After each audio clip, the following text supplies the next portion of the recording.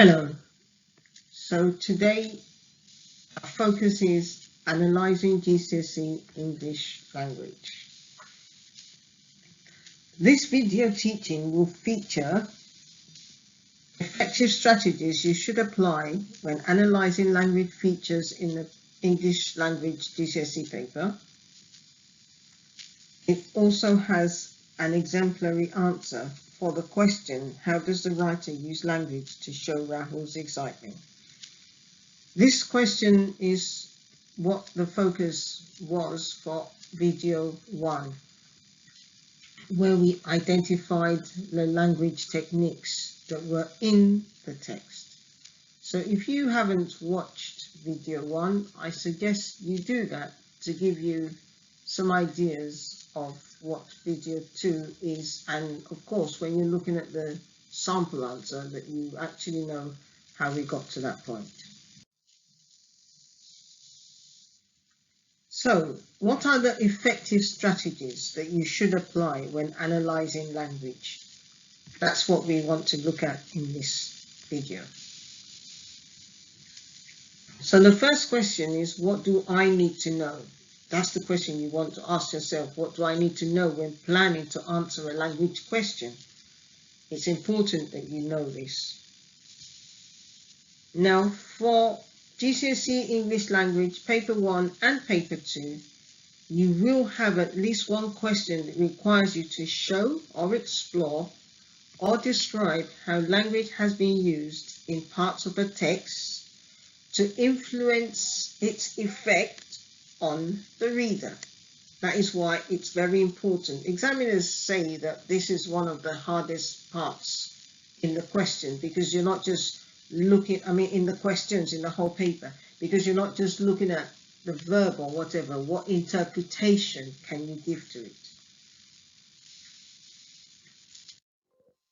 So in EdXL, OCR and EDUCAS papers, language and structure are combined together, but in the AQA paper it is separate.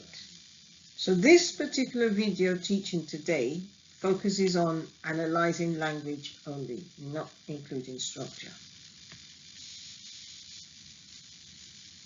Now, you can respond to a question on language effectively by focusing on a specific word or language feature, and then you zoom in on it. This will be demonstrated later in this video. Some key words are worth remembering when aiming to analyse how language has been used. These keywords come from AO2, that is Assessment Objective 2, which cuts across all the boards. And the first words that we are looking at is explain. What does explain mean? When we're talking about language, it means to describe in your own words. It is important that you're not just giving the examiner a long quotation. You take words or phrases and you try to describe what they mean in your own words. Comment. Comment is another important word that is worth remembering when answering questions on language. It's making a statement about what you have read. Now, these will be demonstrated in the answers here, but I'm telling you that these are some words that you just need to remember, know what they mean, and begin to apply them now, whether you're in year 10 or you're already in year 11. Analyze. What does analyze mean to you? You've heard the word so many times probably. Maybe it cuts across different subjects, but in English language, what does it mean? It means to consider, evaluate or question how the information has been put together. So these are the things that we want to see in your answer. Effects is the next one. What does that mean? You would probably see in the when we were looking at 2 slides back now, and I said to influence and I said effects. So what does that really mean? How or what has the writer written that has made us react in the way we have? So there is a how there that is very important. You can say a number of things, but if you're not showing the how the writer has used the words, the quotation, to say how the reader, we, react, you're not going to be getting so many marks. So again, we're looking at the effective strategies and how they should be applied. So for this response, I shall be applying PETA, and I'm assuming you'll be telling me what these mean.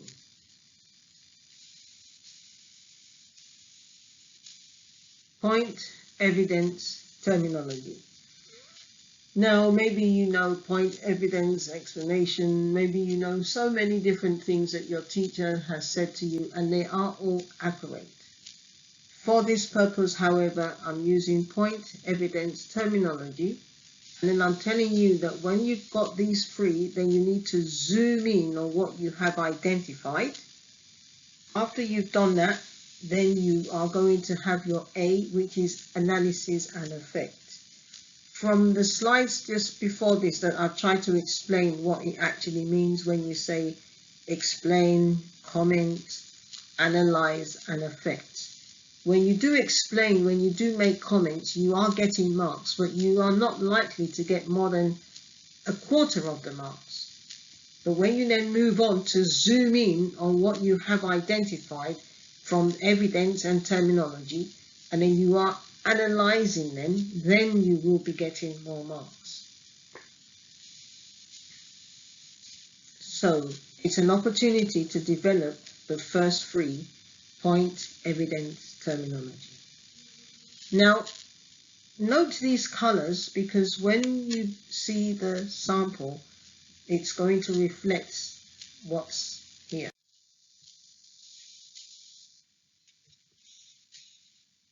So I'm quickly going to run through what they are. They are in the slide here, so you can go back to them anytime you need them. The point, the evidence, the terminology. Then you zoom in on what you have identified. Then your analysis and effects. So you can give it an acronym of your own. Just try to remember these because they are important. The more you can zoom in on what you have identified, the more you can analyze and say the effect that they have, the more marks you are going to be getting. So in the analysis and effect, I said begin by stating the effect of your evidence or the technique that the writer has used. Then develop these ideas by further analyzing what they suggest, show, portray, demonstrate, imply, highlight, reveal, indicate. I deliberately put these words here because these are the words that you want to use. By the time you can say this suggests, this shows, this portrays, this implies, then we know that you have started to analyze. You are going to talk about the effect that it has on the reader. And with that now, let's go through the answers that I have put down. If you probably did video 1 and you did write an answer to the question, this is the time that you can have a look at it and see what you've done well, what you can add to it, just see how mine is structured, especially in the area of the analysis and effect, and see what you can still add to yours to just make it better. So this is the first point or paragraph, if you like. In lines 3 to 13 of the text, the writer shows Rahul's excitement by starting the sentence with the word thrilled. The verb shows he was delighted to be awake that morning, while the phrase bring it on suggests to the reader that Rahul has something up his sleeves. So you can see the point there, the evidence, the terminology, and the green is showing or suggesting, telling us that we've started to analyze what we have already identified. Another one. You can see the colors there, the purple, the blue, the red, and the green. I don't know if you are understanding or realizing that the green seems to be a lot. It's the green that is actually analyzing. That's the bit that shows the analysis. So presenting Rahul as jumping, immediately he woke up, and racing indicate happiness. These verbs suggest his eagerness, giving the impression that Rahul is buzzing with energy. This feeling of intense exhilaration arouses the reader's curiosity, as we want to know where he's going. If you remember at the very beginning, he was talking about, don't just say it helps us to want to know, it helps to grab the attention, or helps us to read more. You want to be able to say exactly, try and find words to use to say what you are referring to. In addition, the verbs stuffing and let have connotations of both happiness and swiftness. It suggests Rahul has successfully discovered snacks, and the excitement of finding them has caused him to move even faster, displaying happiness and impatience. And then the next one, the writer uses the metaphor, his eyes lit up when he found the drinks, to show he is elated, revealing how important finding them means to him. The reader understands this feeling as we know how essential snacks could be when we embark on trips that might last a substantial number of hours. So here there are about 4 different segments to it. It depends on how you write yours. I like writing short paragraphs, but you need to remember this is being typed, so it's going to be quite a lot. Look at yours, just make sure that if you have identified the points, that okay, how did I use them? How did I analyze them? Have I stated the effects that they have? That's what you're looking at. You're not comparing yourself to mine and saying, oh no, I couldn't even write like that. That's not the aim.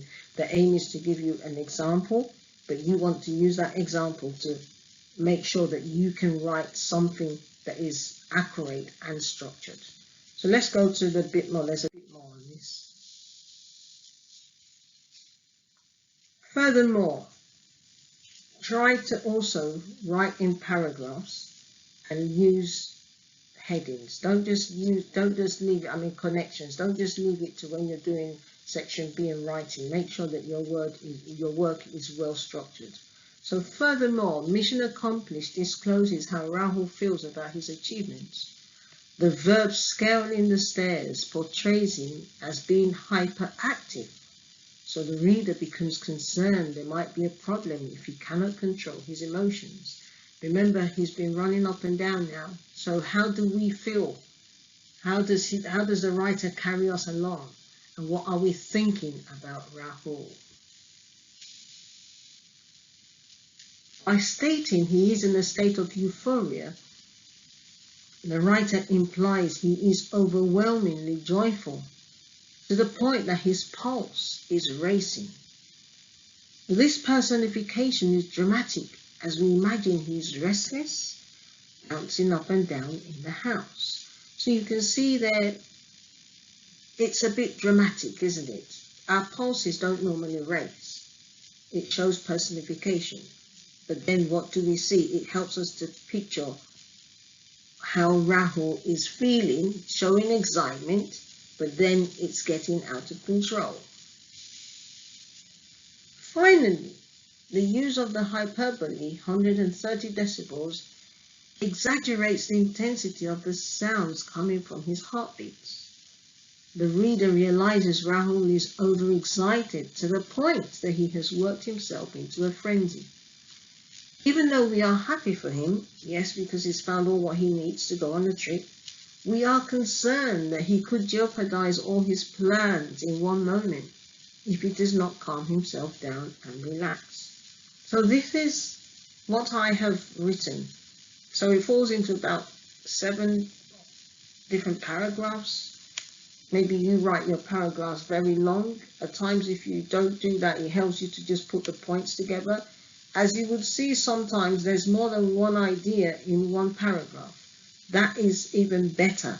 But don't just count it as one, just link it like that. The more you can do these, which is the practice, the better your results will be. Now, even though I have used a lot of the points here, you won't be able to write all this at one point in time if you are being timed. That is why it's important now that you can practice and practice when you have time before you're doing anything for exam. So always choose the relevant PETS that you can analyze in your A.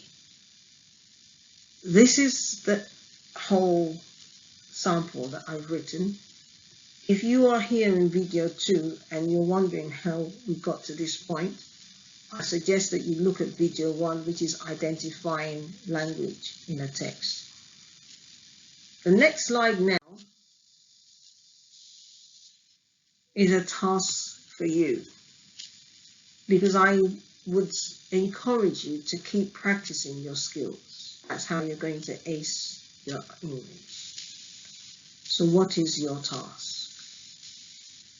Read the text in the next slide again. I said again because I think maybe you've done it in video 1, but if you haven't, it's there.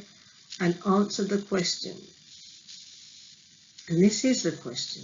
What do you think and feel about this character Rahul in these lines?